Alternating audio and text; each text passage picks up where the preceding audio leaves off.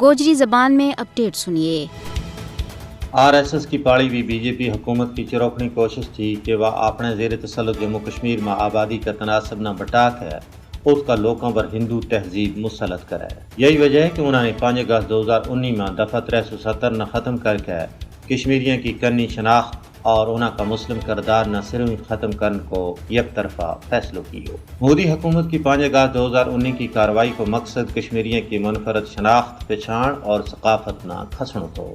حالانکہ کشمیریوں واسطے 5 اگست 2019 کو غیر قانونی، غیر آئینی اور یک طرفہ فیصلوں کسی بھی صورت میں قابل قبول نہیں ہے۔ کشمیری عوام کو کہنا ہے کہ بھارت دفعہ 370 نہ منسوخ کر کے ہماری عزت اور شناخت پر حملوں کی ہوا۔ 2014 میں مودی کا بھارتیوں کا سراں پر مسلط ہونے کے بعد ہندوستانی عدلیہ بھی زعفرانی رنگ میں رنگی جا چکی ہے۔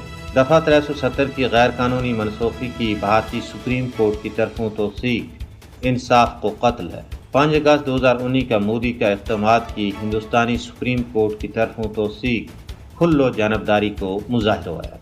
ہندوستانی عدلیہ بھی مسلمانوں تو متعلق مقدمات کا فیصلہ کو اعلان کرتا ہوا ہندوتوا کا نظریہ نہ ترجیح دے رہی ہے۔ دراصل مودی حکومت جموں کشمیر کی مسلم اکثریت نہ اقلیت میں تبدیل کرنے پر تلی ہوئی ہے۔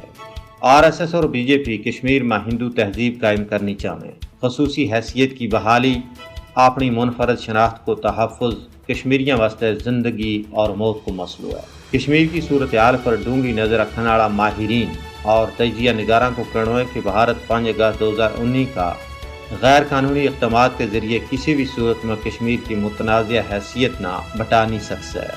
ضرورت اس امر کی ہے کہ انسانی حقوق کا عالمی چیمپئن کشمیریوں کا حقوق واسطے آواز جامے۔